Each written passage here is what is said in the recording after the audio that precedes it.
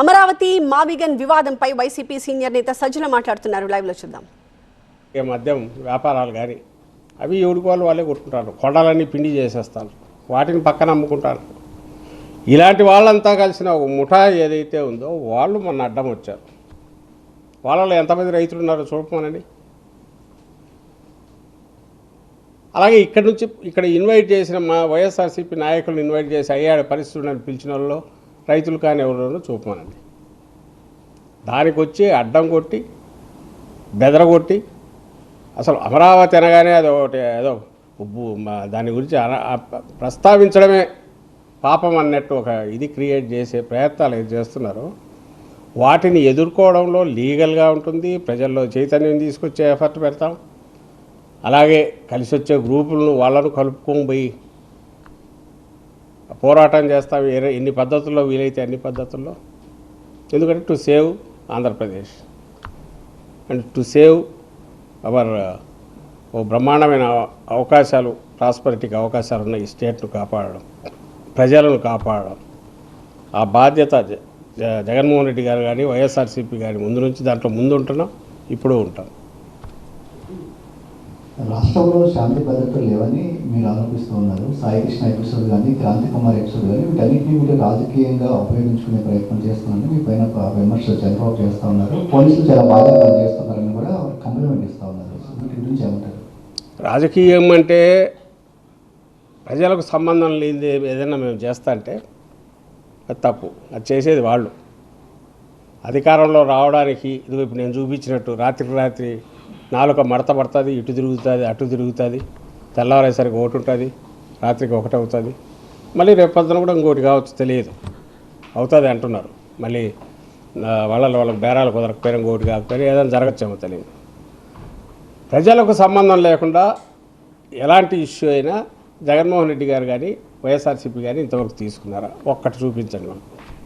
Actual మేము చేస్తున్న దాన్ని రాజకీయంగా మీకు నష్టం కదా అని అడిగే వాళ్ళు ఉన్నారు. ఉదాహరణకి ఇప్పుడు ఈ మావిగన్ కానీ అమరావతి కానీ మీకెందుకు అబ్బా, ప్రజల్లో అసంతృప్తి ఉంది కదా, వదిలేస్తే అసంతృప్తి పెరుగుతుంది కదా, మీరు దాన్ని క్యాష్ చేసుకుంటే సరిపోతుంది కదా, రాజకీయంలాగా చేయొచ్చు కదా, రాజకీయం ఎందుకు ఊరికి అనవసరంగా ఇచ్చేసి మిమ్మల్ని మీరు ఇరికించుకుంటున్నారు అనేవాళ్ళు ఉన్నారు. కాబట్టి మీరు అడిగే దీంతో లేదా వాళ్ళు ఆరోపిస్తున్నట్టు రాజకీయం చేసేవాడే జగన్మోహన్ రెడ్డి గారు అయితే ఇది చేయరు. నిన్న మాట్లాడేది ఎందుకు మాట్లాడారు? మాకే సరే ఉంటే ఉంటుంది, కొట్టుకుంటారులే, రేపు వచ్చిన కమిషన్ వేసి ఒక్కొక్కరిని వేసి తాట తీయచ్చు కదా. ఇప్పుడు నుంచి ఆపాల్సిన ప్రయత్నం ఉంది. కావాల్సిన ఇష్యూలు లేవా? డిఎస్సి లేదా? రైతులు ఇన్ని ఉన్నాయి. కాబట్టి వాటి మీద మాట్లాడాలి, వాటి మీదే మాట్లాడాలి. నిన్న కూడా ఇది వచ్చి విలేకరు అడిగితే స్పష్టత ఇచ్చాడు ఆయన. ఇది ప్రతిసారి క్వశ్చన్ వస్తుంటుంది, మీరే మీడియా నుంచి అడిగినప్పుడు స్పష్టత ఇచ్చారు. ఈరోజు కూడా ఇక్కడ అవినీతి లేకపోతే, ఇంత అవినీతి, ఇంత దుబారా, రాష్ట్రాన్ని ముంచే కుట్ర, అప్పుల భారంలో ముంచే కుట్ర ఇవి లేకపోతే దాని గురించి ఎక్కువ మాట్లాడాల్సిన అవసరం లేదు. అక్కడ పేదలకు స్థలాలు ఇస్తే వాటిని తీసేశారు, కాంట్రాక్టర్లకు మొబిలైజేషన్ అడ్వాన్సుల పేరిట ముందే ఇచ్చేశారు. వాళ్ళ పని చూస్తే అది జరగట్లే. నువ్వు 14-19 ఏమో టెంపరీ ఏంటివి, 24-29 మధ్య మున్సిపాలిటీ ఏంటివి, అది వస్తే తప్ప పూర్తి కాదంటివి. ఇంటర్నేషనల్ ఎయిర్పోర్ట్ ఒకటి, రైల్వే స్టేషన్ ఒకటి. ఎందుకంటే అంత భూమిలో ఏం చెప్పాలి ఆయనకు దొరకట్లే. ఏం చేసినా 4-5 దొరుకుతాయి. కాబట్టి ఆల్రెడీ స్పోర్ట్స్ సిటీ అనేది ఇంకో స్పోర్ట్స్ సిటీ కావాలంట. ఓ రైల్వే స్టేషన్ 2,000 ఎకరాల్లో 1,500 ఎకరాల్లో రైల్వే స్టేషను, ఓ 4-5 వేల ఎకరాల్లో ఎయిర్పోర్టు, బహుశా ఇంకొక 5,000 ఎకరాల్లో స్పేస్ సెంటరు, ఇంకొక 10,000 ఎకరాల్లో ఇంకోటి. ఇట్లా పెట్టుకుంటూ పోతుంటే ఏదైనా చేయొచ్చు. రింగ్ రోడ్డు ప్రాక్టికల్గా ఉండాలన్నా దాన్ని ఎట్లంటే 1,300 కిలోమీటర్లు రింగ్ రోడ్డు తిప్పినామనుకో, దాంట్లో కూడా వచ్చేది వస్తుంది, చూసుకోవచ్చు. ఇక్కడ ఏమో 3 రోడ్లు 4 రోడ్లు సీడ్ యాక్సిస్ రోడ్లు, ఇంకేదో రోడ్లు పెట్టారు ఒకటి. ఎక్కడికి పోతాయి? 6 లేన్ల 6 లేన్ రోడ్లు. ఎప్పుడు హైవేలు కానీ అంత పెద్ద మెయిన్ వైడ్ రోడ్లు ఏమైనా ఉంటే 2 పాయింట్స్ని ఏమైనా కలపాలా, మేజర్ పాయింట్స్. ఎక్కడ కలుపుతారు?